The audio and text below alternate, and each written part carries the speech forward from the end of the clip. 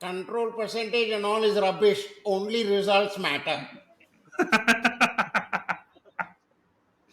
TV umpire to director, we have a player review. Can we rock and roll, please?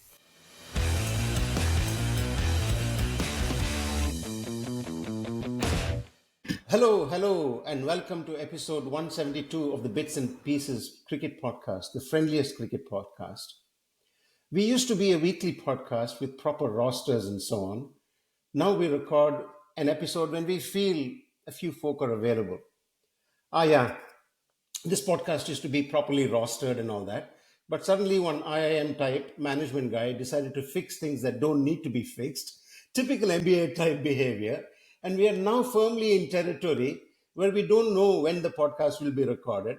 And as for who rocks up, we are completely in who is this Noel David territory when it comes to team sheets. But whenever we are on, though, some things will always be a constant. We are a podcast that is about 65% nonsense, 15% nostalgia, 15% team sheet selection for the next match, 5% fluff, and 0% control percentage. But that's okay. Wow. Hey, does that add up to Godfathers. 100? You checked the? Just about. And 0% control percentage, as I said. And that's the bloody punchline to the thread to the next line. But that's okay. As one of our podfathers, the Reverend Professor PDP, said, control percentage and all is rubbish. Only results matter. Which is why PDP is not on the podcast today. This week, results did not go India's way. And to discuss the tragic, dramatic Lord's Test and other cricket matters, we have a panel of no-hopers who had nothing better to do on a Saturday afternoon. Today's panel is one that thinks that good length is a comment on haircuts, reverse swing is a dating tactic, and Bazball is a breakfast cereal. This week, we are here to discuss the gut-churning, heart-burning Lord's Test, where India decided to do what India does best, drama at Lord's. But let's remember, England did not win, India lost. Played, Hank. Well played. I was on the podcast panel when India lost the 2023 World Cup final. And I think Tony and Varun Murli were both on the podcast at that time, along with Nitu, when India lost the 2023 World Cup final. And I'm here today with the same selection, bar Nitu, when India lost the gut-wrenching Lord's Test. They say tests are won in moments. India had all the moments. They just forgot the winning part. So we'll talk tactics, tantrums, and tailenders, and Karun Nair, who looked like he was selecting shots using a roulette wheel. And look, let's be honest, we're not experts. We are like the Prasidh Krishna of podcasts. High energy, lots of potential, a bit unpredictable, and occasionally taking a wicket out of nowhere. And we are definitely the Shardul Thakur of podcast, lots of hindsight. So first to the panel. First up, we have Silly Sebastian, a scribe who spins simile-sprinkled syllables and slings stories slicker than Sydney spin. My God. He's the bard of boisterous banter and a preposterous punster pundit. He also wrote a short story on the Lord's Test loss. We will ask him to read a paragraph or two. That's all you need, really, from the article, from the story. Wow. His metaphors are totally mixed. His references are twisted. And his wit is so sharp, it's now banned at airport security as well. Tony, say hi. God. Wow. Okay. Jared Kimber this week actually wrote a piece about Siraj saying the criterion for his success is his rhythm. The only problem is he doesn't know how to produce it. The same is true for you, Dad. Like, tremendous rhythm you're in today. Can you replicate this? No, we know this. So let us enjoy this moment where you have rocked up with some great rhythm. Thank you. Shouldn't have said that when I was drinking my tea. Okay, next up we have a guy who reads balance sheets like Virat Kohli reads spin. With poise on approach, with absolute intent and purpose as the ball arrives and the balance sheet opens, and total panic when he's face to face with it. This number ninja tracks market swings smoother than Virat Kohli's wristy flicks and predicts collapses faster than India's middle order. Say hello to the one and only analyst who can hedge, sledge, and budget for Bazball all in one breath. Wow. VaMu. Tremendous. Seriously, continuing with the Siraj analogy right from the middle of the bat onto the stumps.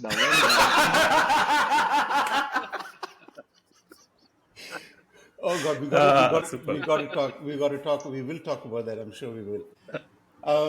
The next guy is a guy that bats by day and acts by night. The man's got a wider acting range than a Kohli cover drive on a flat deck with a new ball and no third man. He has acted in movies and landed monologues better than Prasidh Krishna has landed balls, and has emoted much more effectively than an LBW appeal from Ashwin. Say hello, Murli, the only cricketer in the group. Hi guys, absolute honor to be here despite being late. Okay, there we go. So we have the introductions all done and dusted. It's taken us only about 6 minutes to do that. I think there's going to be a good episode full of, lots of, I don't know, angst, anguish, tears, and frustration as well. But I don't want to start there. I actually want to start with one thing, which is what was Gautam Gambhir doing with that ball, rubbing his nose and his mouth all 5 days of the test match? That's where I want to start. He took Mume Goti to a new Whose level was it? altogether. Exactly. Mume Goti, he took it to a very new level. From ball one on day one till the very end, he was just rubbing that red cherry against his face and his lips and so on. Anyone knows what's going on over there? Is this time to invoke justifiably Jadeja again on bits and pieces? And talking of justifiably Jadeja, that guy has done a full defense of the Duke balls. But maybe that's what Gambhir was doing. He was actually, I don't know, applying saliva on the Duke's ball and trying to lift the seam up. Or I don't know what he was doing. But throughout the match, he was just rubbing that ball against his lips. Coaches tell young batsmen and all, no, you get a feel of the ball, you get a feel of the ball. I think he was getting a feel of the ball, like as close as he could. This is all Gambhir learning from Sai Sudarshan. Sai- Sai Sudarshan was doing the same thing in the first test match. So Sai Sudarshan, you remember like when he came, before he came out to bat, he was like writing a poem, like solving crossword and then like smelling the ball and stuff like that. So I think Sai Sudarshan must have told Gambhir like the first step to achieve success in England is to follow all of this basically. And Gambhir, going by his historical track record, just like took it to heart and did it for all 5 days. That's all that was happening. But where we had Ashwin solving Schrodinger equation and all that, and then we have Sai Sudarshan doing some random things, and then we have Gambhir applying the ball on his face. I mean, that was crazy. So who wants to start with the test match analysis? Tony, you wrote about it, so why did you start? Which test match? I have The Lord's Test. I have now entered so much denial mode that I've started writing fiction, which is and I can create my own heartbreaks. This is like much better than analysis and all. Seriously, I'm done with this. There was this tweet by someone talking about after Virat Kohli posted his heartfelt appreciation of how the team had come together. South Africa, January 22. They've lost everything, right? And I felt it necessary to point out that it was not actually Virat Kohli, but the BNP jinx, because that is exactly when we started this podcast after India won that first test in South Africa and then went on to lose the next two. Speaking of the BNP jinx, I think in the last episode, everything we said, the reverse has happened, right? We said Root is going to fail. He scored 100. We said Jadeja has no fucking clue what he's doing. Jadeja emerged as a champ. We said, why is Ben Stokes still captain? Ben Stokes came up and according to some media sources was the man of the match and stuff like that, right? So this jinx is unbroken. This is the only certainty in life that we have now, which is amazing. Which completely validates what I said, and those numbers do add up to 100%. Let me just reiterate. This podcast is completely 65% nonsense, 15% nostalgia, 15% team selection, 5% fluff, and 0% control percentage. That's what I said at the beginning. And that what last podcast we also said, I think VaMu said that Prasidh Krishna will bowl exceedingly well in Lords. The guy didn't play at all. Yeah, we said many things. The exact opposite of all of which has happened. I mean, this again, you spoke of how test matches are won in moments, right? I feel like it is won in momentum, and India basically failed to propagate momentum throughout this test, right? And throughout the series. Like they were well on top in all three of the matches. Only once did they manage to take it up and run with it. And no point in serious analysis and all, but after 3 days, it looked like there would be only one winner. right? Even In this after match, in we, Lords, right? yeah, even after we drew 387 for 387, right? Yeah. But yeah, it's one of those things we can say young team that this and all, but I am tired at this point in time. We are No, losing don't be. all the matches we should win. No, don't be. This the three tests so far. We've come much closer in an overseas series than I think almost at any other time in the past. So for of course young team and all that sort of stuff. And really, we don't have a batting lineup which is sensible, right? Also, from the last episode, we basically paid tribute to Shubman Gill, who basically came here and put up a shit performance with batting. That second innings of 6 of 9, Yeah, all 9 balls are like really, really bad, right? yeah. But anyway, I mean, But that's okay. I mean, I think for a guy that has scored, which is why some of the people that said, "Oh, Shubman Gill had to fail," you really look at the results so far and look at the way he has actually batted, and you can afford a one-off failure and all that sort of stuff. That's not a problem. So, but it's the rest of the batting that somehow doesn't seem to sort of keep pressing on like it did in the second test. In this one, in particular, I think Karun Nair didn't do that well. But anyway, Murali, what do you think? I can't blame Shubman and all. After scoring 16 and 6, he's still 150 runs more than the second highest scorer on the list. Right? He scored so many runs that he scored runs for two different series. I'm with Tony on this. I don't have a fucking clue what to feel anymore. Like I do not know because at every point of time, this team has overachieved. Like overachieved as in they have the quarterly, half yearly APSC exam and all 99 on 100, 102 on 100, and then annual exam they went and failed. And then people can understand. Hey, you got 75. I understand that you failed. How did this happen? That's of course the binary nature of a test match as well. Of course, I understand there is a draw, but this was, and you're right, it's a fledgling team and all. But forget that fledgling team. We can say if they lost by 200 runs a match after match, and then Shubman Gill is scoring 2020. But he's scoring 200, 300 runs, and everybody is performing well. Like Ravindra Jadeja is performing. Like everybody is stepping up to the table. He's got the highest average amongst everybody. Siraj has got highest wickets, I think.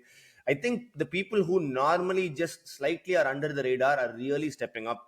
Bumrah is doing Bumrah things.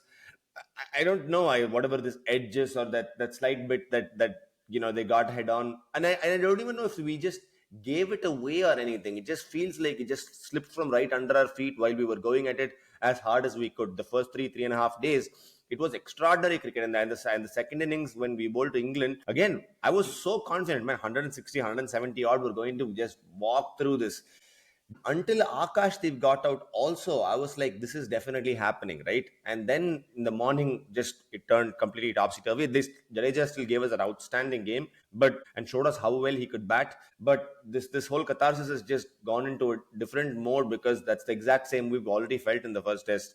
So I don't know. I'm not able to put how I even feel into good quality words anymore. one fellow sitting there studiously waiting to give his left field take. He's like, Yeah. shit, this has gone on too long. Now my left field take will be too cliche. So I'm such a non-conformist that I'll actually agree with all of you. That kind of look he's giving. So he's going. Tell that. He's going Vamu, to come go on. better. Go, Vama. I think it's probably hurting us more because of what happened between Jadeja, Bumrah, and Siraj towards the end. Honestly, I think if Bumrah and Siraj had gotten out as they have all series, I don't think we would be having this conversation. I think we'd in fact be possibly having a conversation around how England were deserved winners in the game, basically. So it will hurt India. I mean, I take the point around we being ahead, etc. But it was very clear in the fourth innings that most of the batsmen came out and were quite uncertain as to the tempo they should bat at, basically. And started with Yashasvi. Karun's also he looked in a bit of a hurry, it seemed.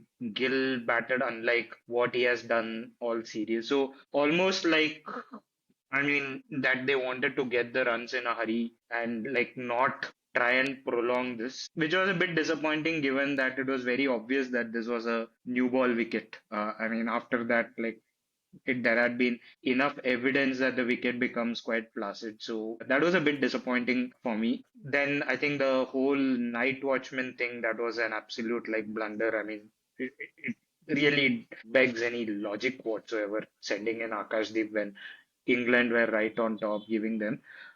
The loss will hurt a lot more because India's long batting lineup is precisely to get them through situations like this, basically. That this is what we have set the select or the team is selected for, where like you have a long batting lineup and one of those will get you through, which didn't happen. But overall, again, I would say that India were unlucky in this game. I think like just the number of instances where the Indian bowlers like were on top of the English batsmen, not translating into wickets, etc.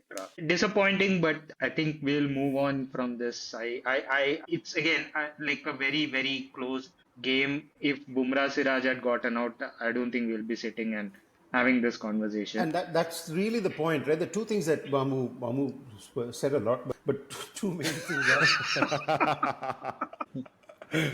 Yeah, we wouldn't be talking with such gloom and doom and all that if India had lost by 100 after the debacle of the day 4 evening, Akashdeep getting out, and then 3 quick wickets on day 5.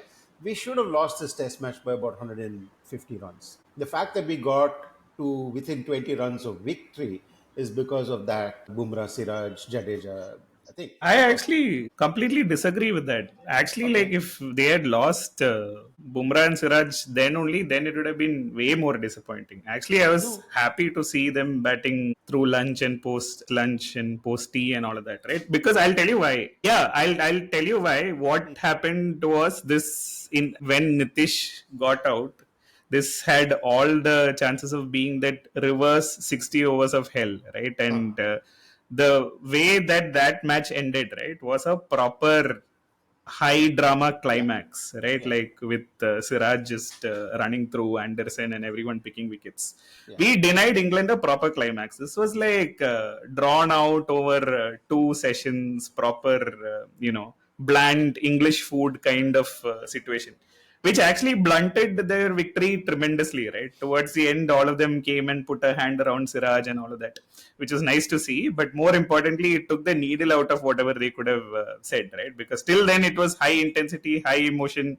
Shubman Gill saying grow some balls, and then all of this sort of boomeranging on India, as it were, right? But actually, the last 2 sessions made it much more palatable, and I was okay with the defeat. If we had sort of gotten blown away, no, I would have given up. I would Why? on this podcast only. Isn't it the opposite, right? Come on, man! Like, no, show some fight. No, it doesn't matter that you're losing. Correct. I don't think the point is around like which loss. I don't think anybody is in disagreement that like what we gotten was more palatable. My point was more towards like whether India deserved to win, like which is what possibly we are taking away from the test match now. And had Bumrah Siraj like gotten out immediately, then there wouldn't have been so much of a narrative around like I mean India Because- being No, that's unlucky, not right? true. No, come on. It is true, Tony, because the simple thing is, you're talking about could have been, should have been, may have been, right?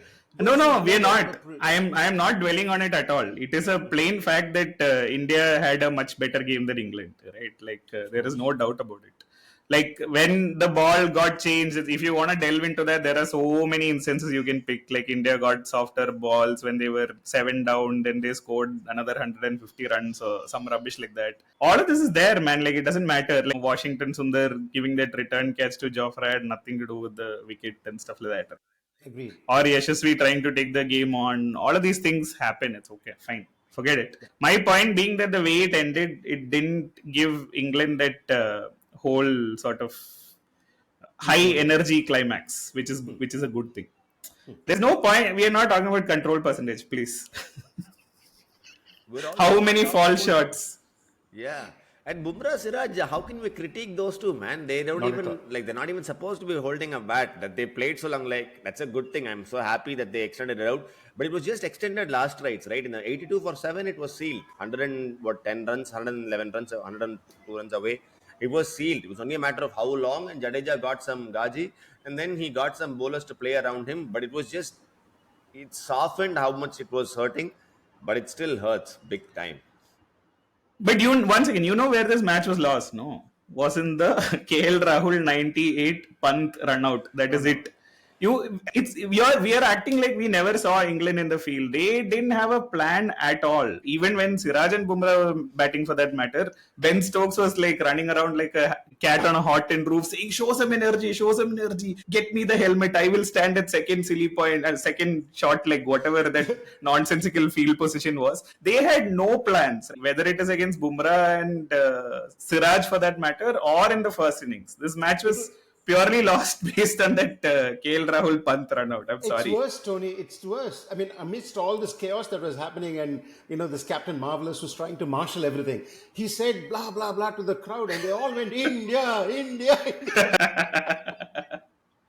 So it was absolute. I mean, I think 70-80% of the crowd in the final day, last day, was Indian supporters. So he couldn't even marshal his troops, his fielders, and he was running around being marvelous everywhere.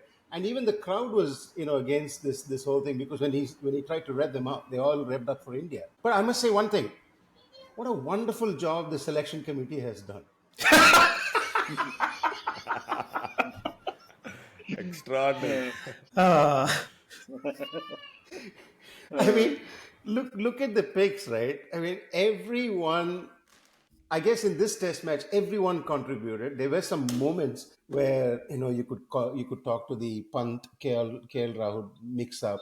You could talk to Washington Sundar's return catch, which turned the tide a little bit. India will win little after lunch. That is what he said the previous day.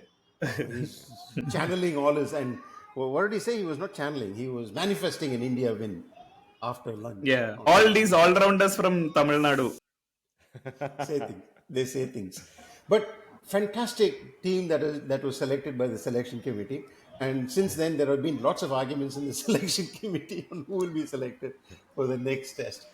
But what about ball? The ball and pitches have played such a huge role in general. Don't move past the selection just yet. So, despite what selection committee did, were you happy with this team? Do you think that there could have been a different setup to this team that could have won this? Does anybody? No, we selectors are all unanimous there.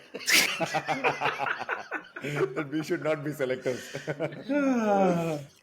That is the best thing. Noda. Given this setup that we have, right? This is the best team that we could have put on the park. I mean, you could talk about Karun Nair and say, maybe there's someone else there instead of him. And most of the arguments now are about that for the next test. But to be fair, Karun Nair got an absolute beauty to be dismissed. No? I mean, I know he padded up and all of that, but it nipped back a long way. Come on. It came out of nowhere in this test, right? Like Bryden Cars was trying to shape it away. It came back in a long way. I don't know. Yeah, whatever. We're not playing Match Ka Mujrim and all that sort of stuff, but still. No, there is no match ka mujrim. I'm just saying that this is the whole point around. I am now convinced there is some concept of Nasser around India, right? Now I know why our parents' generation go back to God after a point in time, because the more you see shit like this, right? You're like, what the fuck? Can we do some aarti? Can we get priest to bless? All these views are telling me that you're getting inching closer to the 40s. That's all. Nothing else. On that note, happy birthday, Mohan Krishnamurthy. What is the secret of your youth? Please tell, because I am seriously considering that there is some real bad luck, right? Like, what do you mean, poda? Like, I mean, No, I don't think it you can just ascribe it to bad luck and say India still in this game didn't have three frontline seamers who bowled well, right? Akashdeep had a pretty ordinary game. I mean, you have to go back to the first innings. I mean, India said we wanted to bowl first on that wicket. We loved them to get 387. The first session, there was significant help for the bowlers. We didn't capitalize. Yeah, but 387 happened after 271 for 7. No. And then the ball change happened. It was 270 for 4. And then Bumrah that's when you got the second new ball. You got the second new in the first 7 overs. You nipped out 3 of their batters, and basically you were into the tail, right? And then the ball got changed, and we got an absolute rubbish ball. I mean, again, no complaints, man. It's okay. Yeah, it's okay. The point is, how are they replacing the ball also is absolutely hilarious, right? It is actual eye test, VaMu. It's complete lottery. See, the point is this: in every test so far, the ball has been changed around the 40, 45 over mark. It goes soft, it goes horrible, and then the Yeah, new but this ball was a seems to new be ball that was changed at around 10 overs. And yeah, they got that's a right. really, really shitty ball. So I think the pitches have been. I don't know if we generally don't talk about pitches when India tours, but these three pitches have been pretty. I think. So I thought the Lord's pitch was fine. I didn't have I thought the first two wickets you could make a point that like there was Yeah. absolutely nothing in it No, for if the you're bowlers. seeing result in 5 days and it's lasting 5 days, it's brilliant. Yeah. No, I mean, Yeah. if you want to talk about ball and pitch, we should talk about that West Indies match where it lasted 1.5 days. Why are we even playing pink ball tests anymore, right? Like what, We'll 27 come. on? We will come to the West Indies match and probably spend 2.7 seconds on The that one. pitch is fine. Like there is no issue about the pitch, right? You're seeing a result. It's 5 days full pesa vasool. People are batting slow. That's fine. You're going to the PTP Lots. style results matter kind of discussion, is it? No, no. Only results matter. No, I don't. I'm not talking about the result itself. Yeah, all three test matches went 5 days. Good. All three test matches ended in a result. Good. All three, but it's more kind of attrition cricket rather than skill cricket. I mean, it's boring, not boring, but grind attrition cricket rather than skill based cricket. That is what Bazball is, da. You don't know. Problem with you non-marketing people, no, you think like it's all about functional benefits and all. You have to move beyond function and see what emotion it invokes, what feeling does it create in the end user. That is all that matters. What is Bazball? It is just a feeling. It is whatever you want it to be. What you saw here was attrition cricket, which is also Bazball. No. Look, no. I don't agree with all this feeling business marketing shit, right? It's not freedom cricket. It's just a TikTok video gone wrong. It's just horrible. It's, It I is just Ben don't know. Stokes on adrenaline or whatever they're injecting into him because Hey, you can't understand it, Damohan. Bazball is like Christianity and Ben Stokes is Jesus, ra. So basically, this is a movement. They're bringing the world together with Test cricket. And at least that's how they project it, because the way they hyped Ben Stokes for him bowling 10 or 11 overs continuously, my God. You also spoke about marshalling resources. He wasn't marshalling anything, da. He did not even know how to get the wicket of Bumrah and Siraj, da. He had lost any idea of marshalling. Look, that's exactly my point, right? There were times during this test itself when England was scoring at 2 runs and over, 2.5 runs and over, and stuff like that. So, what is this Bazball? What are you trying to market? You're trying to that Tony, please hang in there, right? You marketers just do this, right? You just market something and give a slogan, give a correct. tagline to it and all that. But the character that comes underneath it doesn't matter. It's convenient. It's a cloak. You can take it off and then Yeah. believe in your tagline at any point in time. Therefore, for me, Bazball is like a toddler running with a scissor trying to cut something, right? It's unpredictable. You don't know the scissor will do what it does. The child will do what it does. It's just crazy. Why are you getting all serious there? I was being sarcastic. But the point that comes through is that the history of is always written by the victors. And the victors here happen to have the native language of English, which they are good at. So they will write in thousands of words how, like a lion, Ben Stokes was that, this, and the other. Which is why it bears repeating that this England was nowhere in this test, right? To your point again, England didn't win this test match. India lost it, right? So let's be very clear about that.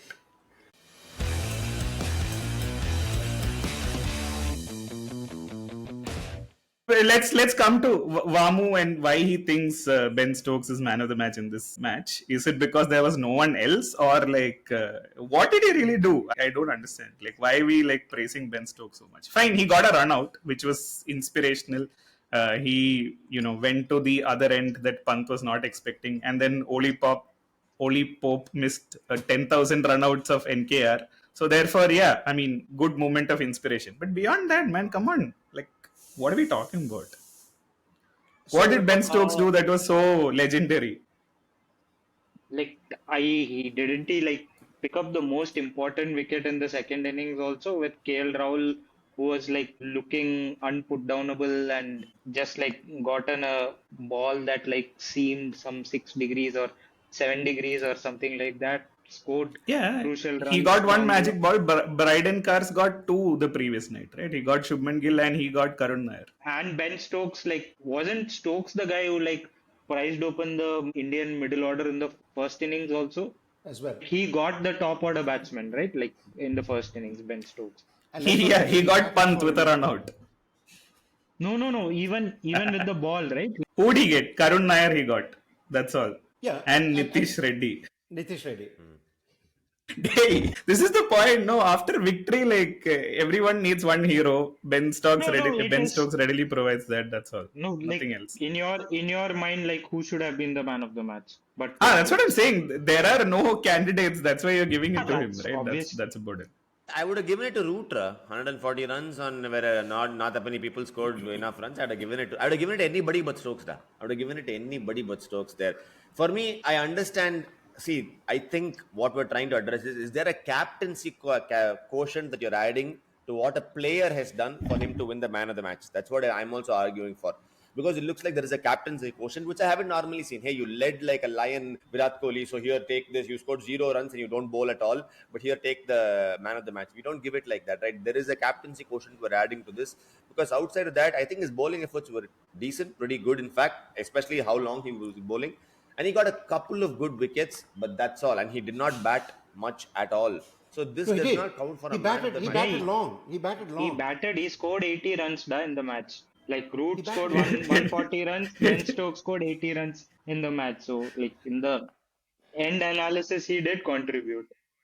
We are battling for Stokes here. See, the simple point is you can define captaincy in terms of moments and all of that, but he didn't have a plan at all, man. Like, India got out because India got out. They got bored. They did some shit. That's all. Like, anyway, see, this is the problem, right, with discussing this test match, is that it gets into the frustrating territory where everyone buys all the shit that the Sky commentators say.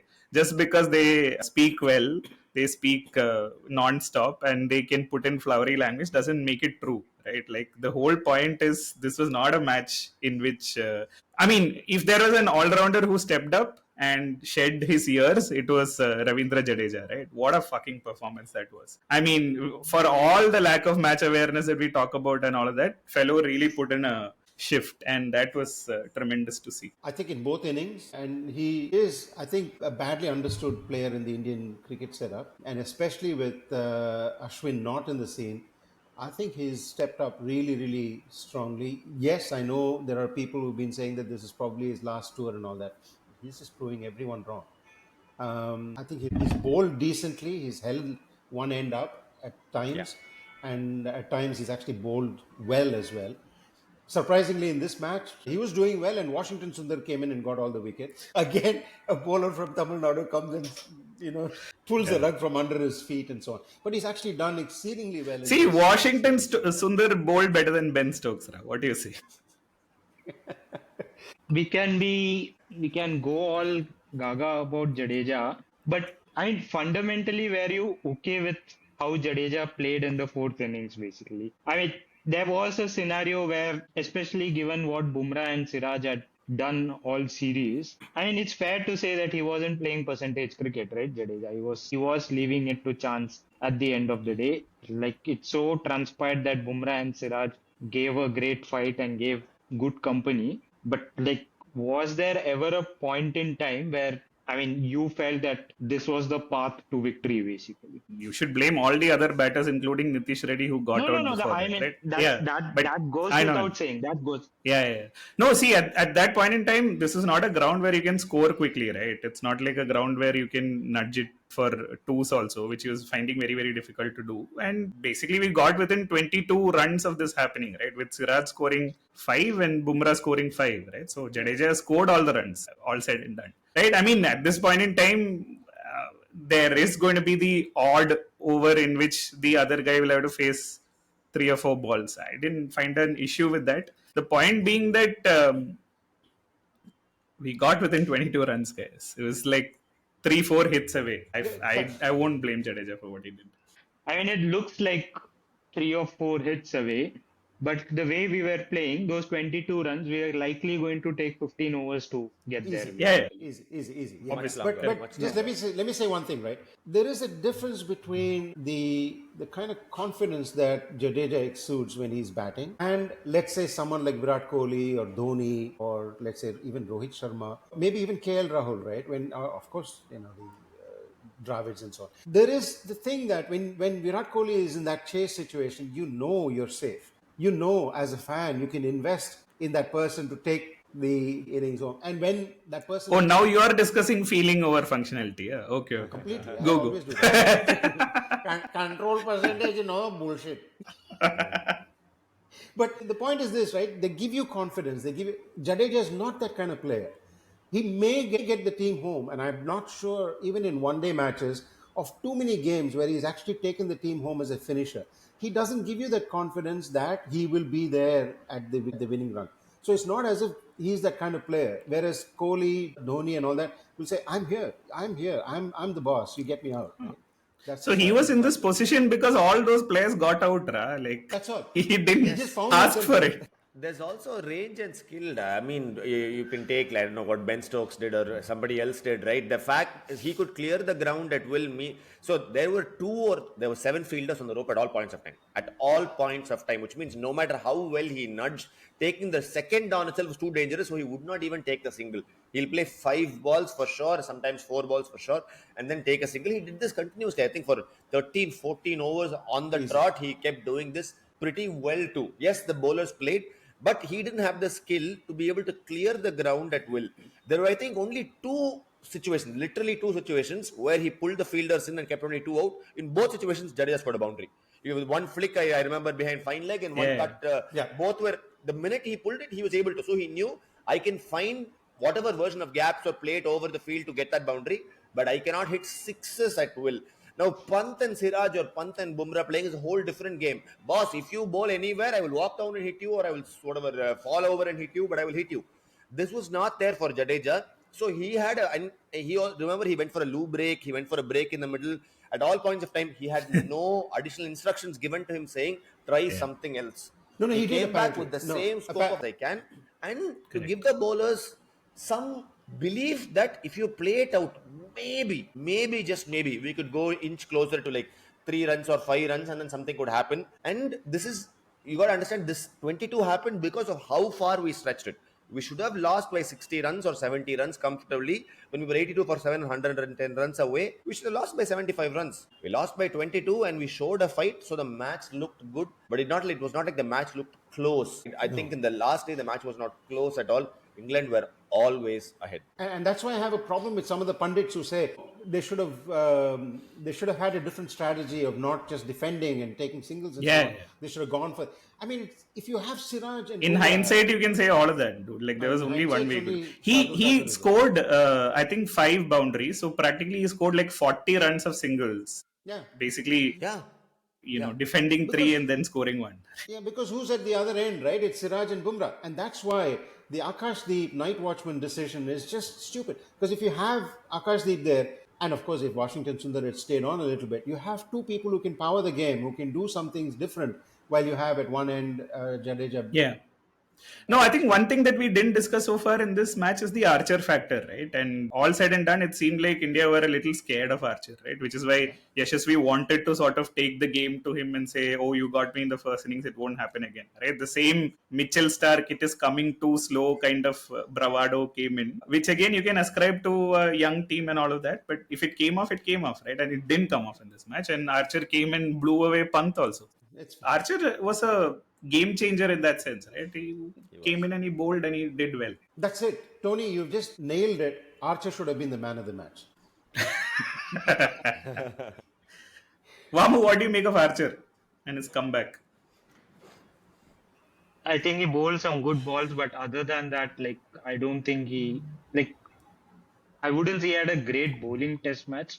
Some moments here and there, because if you recall the 4th evening when like England really needed to have a great start, like he was dishing out half volley after half volley to KL Rahul and Karun Nair, so much so that like Stokes had to pull him out of the attack Yeah. basically, and Stokes had to come out. I think the Pant delivery is what kind of changes his test match. Otherwise, I would have said that he had a pretty average test match. I mean, he bowled with a lot of pace, but not necessarily like threatening too much or with consistency in line and length. But again, that possibly is to be expected given he's playing a test match after like 5 years or so. So Yeah, he's got Yashasvi 0 for 2, right?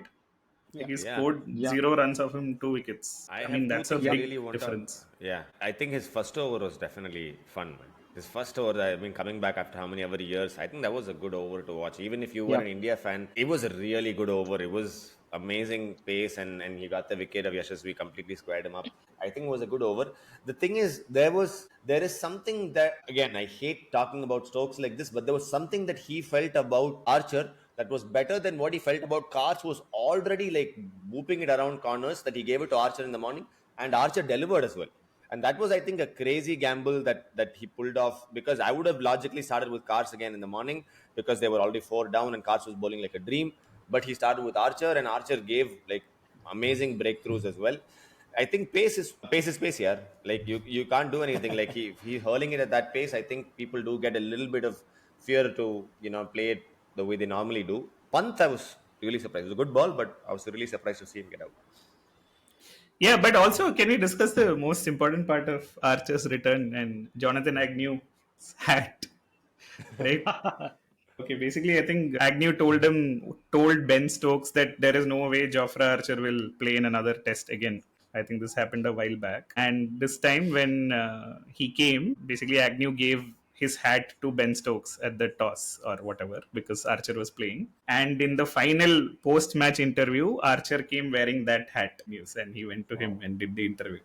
So, yeah, it's nice turnaround story, man. Like, good for him. No, look, I mean, the one thing that I will say, I didn't know the story. It's a beautiful story. The one thing I will say is that the guy's fit. I mean, he's fit. You expect someone like him to break down every ball and so on, but nothing. He was just running through the crease. They managed him well. They only bowled him like 4-5 over spells, max 5 overs, I think it was.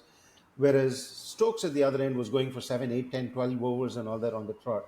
He was doing some amazing things, but Archer, they managed him really well.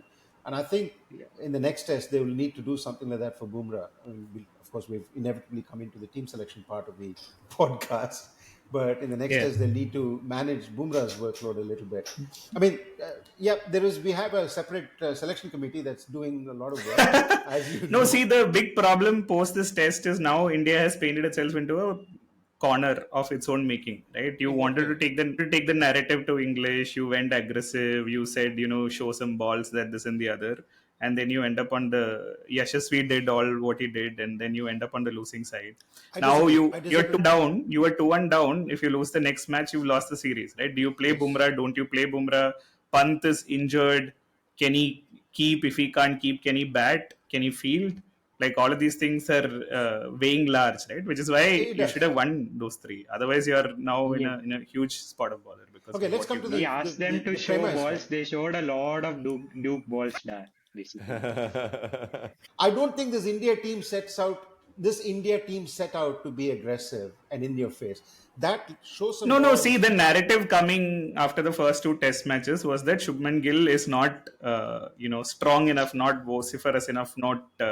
His voice is too girly and all of that. Whatever. And obviously, once again, you think this is in Gill's style to go and say, grow some balls and all. Obviously, he's taken it to heart. No, right? Obviously, the narrative has flown into his ears and he's taken it to heart. And he's gotten completely boomerang. No, at that point, something boiled. It is just a moment that happened. It's not a characteristic of this team that it's aggressive, in your face, like Kohli, right? You would say it is in your face. They will do everything at every time to upset the opposition, throw them off guard. Yeah. It's not the character of this team. That happened. It just happened. And I think the precursor to that was some in the previous day. I think, was it Pant who was playing to lunch, and there was something that happened over there when the England players were getting stuck into them for wasting time before the lunch break or something like that.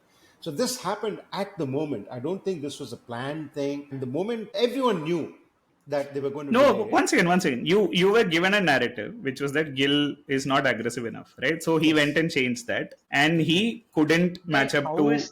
how is all of this relevant? Like, it's a narrative that is created by some random people. It's not relevant to the team at all. So Like, I mean, why did he change? I don't think he changed. It was just that like In England that were moment. deliberately wasting time at that point in time, and like the entire team was getting frustrated with it. It was quite obvious, and obviously Gill had to step in. It was quite blatant. Like they came into bat like a good 2 minutes after the scheduled start of play. Almost every ball there was a mid pitch conversation. Even the mildest person would get a bit aggrieved when you're like looking to pick up wickets or anything. I think the one aspect that Gill got wrong was, in my view, was the way he approached the chase. I don't have any problem with him like having a go at Zach Crawley of all people, asking him to go grow balls or anything. I don't really think that like narrative setting or like Not at all. No, trying to no, change any. you were sledging them all through the second innings, right? Including someone like Harry Brook, where you were saying, what is it? IPL contract, what is it? Some shit. Anyway, like That very was bad Jadeja. sledging, first of all. That was Brook to India, Reddy. right? That was when Reddy was batting, Brook was giving it back, right? That Because you was were not. sledging them, no, all through the second innings. No, not really. Not really. Like, I mean, India were frustrated with the umpire basically, especially after that decision of Joe Root, which looked like quite to the naked eye, and like the umpire chose to give it not out. And you had some like esteemed ex-cricketers talk about how Paul Rifle wants to give only Indian batsmen out and not Australian batsmen out, etc. So I think it was just like the frustration, the field boiling over. I don't think it was any staged, like thought through change in character or anything of that sort. Like I don't think it was the case. Yeah, one data point doesn't make a data cube. That's the point that I would like to say. Wow. I think that's well reflected in how Gill came through in the post-match press conference also, right? He was so calm and he's like pretty much acknowledged that, okay, we didn't play good enough cricket to win the test match. England played the moments better, basically. So Yeah, what is the reason that India set up the chase this way? You're saying this is how India would have always played. 100%. 100%. So if you have to have someone that's going to push the game along, and that role has to go to Yashasvi Jaiswal. It can't be KL Rahul. KL Rahul is not going to take the game forward. You didn't in need that. to do anything there. You know this is a new ball wicket. You just need to That is see 20 overs through. Then you're and Correct. dry, But that right? is It's okay. that But it is just so just the happened. inexperience coming through, basically. I mean, when we are talking about all these chases, we also need to look at India's track record on these chases. They have been shit in the last decade chasing runs in the fourth innings, be it in India, be it overseas. Like, even in India, when we have had to chase down very meager targets, we've had to rely on the likes of Ashwin, Shreyas Iyer, Pant, and so it's not something that is like a sudden development here or something. India have been really awful at like chasing down scores in Test match cricket. All the more why you should approach this fourth innings with common sense. No, yeah. It's just inexperience. I wouldn't like look. I mean, the next time they come out, I think they'll have a slightly better plan in my view. They just thought that this was the way to go about it, and it failed. I think they'll reflect upon it and maybe come out with better plans next time. Basically. Good. I think we've done everything. Murli, did you have anything else to add to that test match? How Go long on, is the go on. Karuna rope? Da? I need to know. Is he coming back or no? I need to know. Okay, what is your view? What is your view on this? The problem is I don't know if there is an able enough replacement unless you want to play Abhimanyu Ishwaran as another new option. I don't think there is a good enough replacement out there. Okay, so Maybe he will my get view on another this go. is Karun Nair at number 3 is a misfit. He doesn't belong there. His role is not there. His role is at number 5, right? So we've pushed him, jettisoned him just because Sai Sudarshan had a bad test and you need to accommodate NKR somehow. So you pushed Karun Nair into number 3. It's not the right test for him of his skills and his ability. So by saying that you fail, you shouldn't therefore be in the team is, I think, doing him an injustice. The only way you can push him to number 5, and you're going to choke on your tea if you're drinking it right at the moment, so don't. The only way you can move him back into 5 is to push either NKR or Washi to number 3. That's the only way with this team composition. This is what VaMu said earlier. No, you are now taking credit for this also. No. Vamu Was said- she at 3? No, he didn't say that. Yeah, of course I said that. What, like you agreed also basically. Chumma, just because you are some self-anointed head, you have to take credit. No, basically. Coming and pitching it as his original idea. I did that. We have minutes of meeting, Ra. We don't need AI takers. Screenshot income. Selection committee. I said Washi should bat at number 3, and PGK's response in the selection committee is, "Are you on drugs?" I said, "You screamed." No, I think that is his generic response to you at all points in time. I don't think it has anything to do with this. But you haven't That's answered the it. only So way what? you can accommodate. You are not going to play Washi at 3. So what? You are going to give Karun Nair 2 more chances, basically. No, why not? Four more Why innings not of- play? See, now, Murli, you think Bumrah will play the next test? You think Pant will play the next test? I You think wouldn't want to Bumrah change so has much, to no? play. I think Bumrah has to play the next test. At this point, if the three test quota, the third test has to be this. Otherwise, there is no quota to play. He'll be playing a dead rubber Right. after the series is lost. It does not make a difference. Pant, I don't know. Yeah. If Pant is out, then Jurel's playing anyway. Of course. India are managing Prasidh Krishna like England are managing Jofra Archer, basically. Like 4-5 small spells, sitting out test matches and all that. So Bowling bouncer. I think yesterday the Indian assistant coach has pretty much admitted that Bumrah will play the next game. Yes. I think they are expecting Pant Exactly. to be fit as a. They are expecting. They are Pant to short be on fit as- ideas now, man. They are going in with hope now. It has to be like throw the kitchen sink and see what happens. What idea do you want from that bench? Da? You want like Prasidh Krishna to play? Hey, who picked the bench there? Come on. Hey, If you you're talk setting as it if up there saying is- we need a long You Sorry? talk as if like we have like 10 other options. I mean, the fact of the matter is like be it in batting, be it in bowling, or be it in the all-round department, we are really like short of options there. I mean, the only person who you really, I think one could logically make a case for coming into the 11 is Kuldeep Yadav.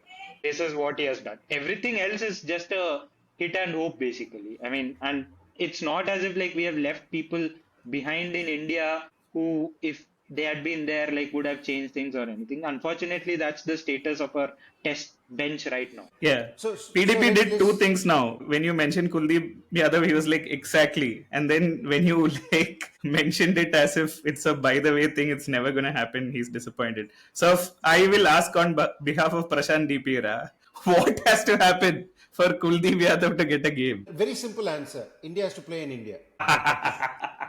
Very straightforward, simple answer. Why do you want Kuldeep Yadav there when you already have to have Washington Sundar and Jadeja? It is. Yeah. No, these are all like There the point being that if you're sort of packing your team with bits and pieces players, then they have to deliver with the bat, no? Like They have.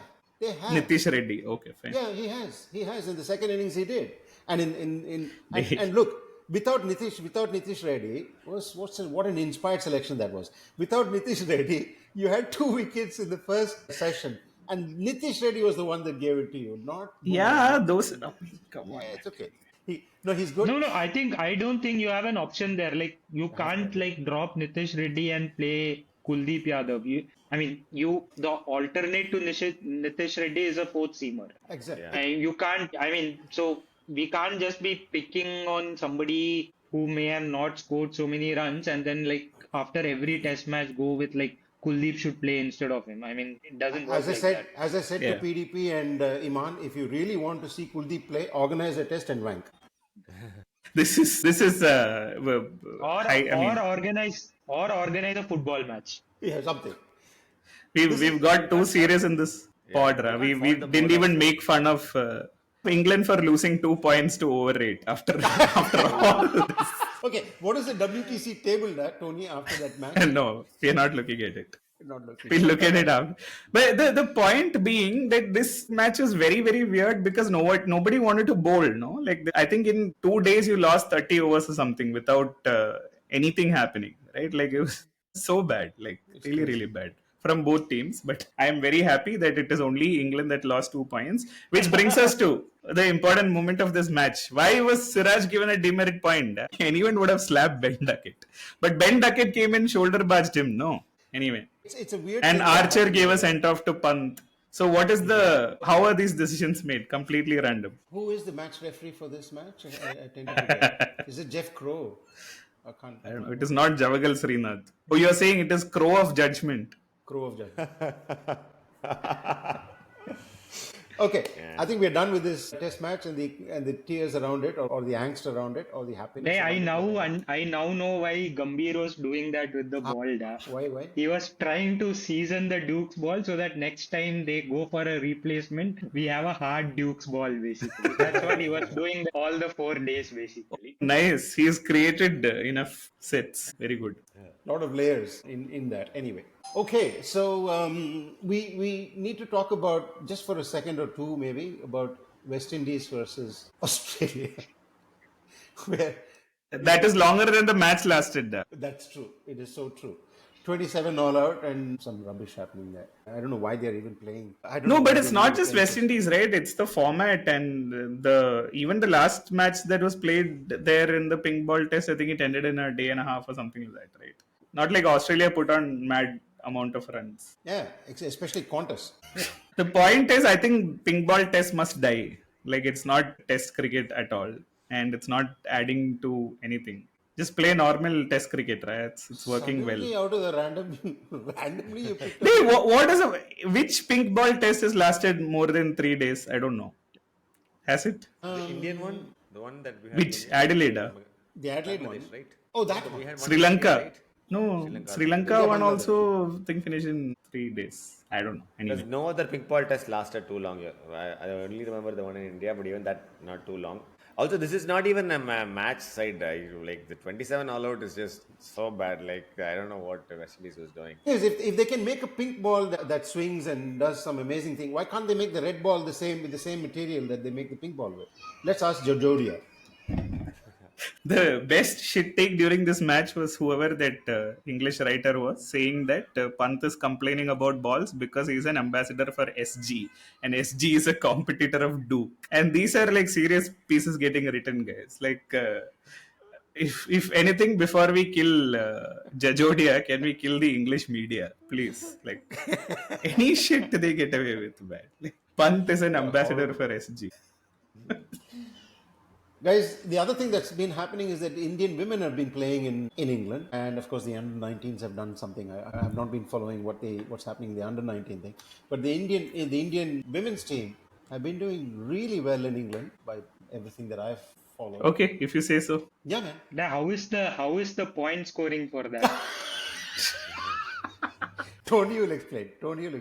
So, but they've done well. There's a World Cup happening later on in India, I think, and then the next year is the T20 World Cup in India, or is this the 50-over World Cup in India? Who are you asking?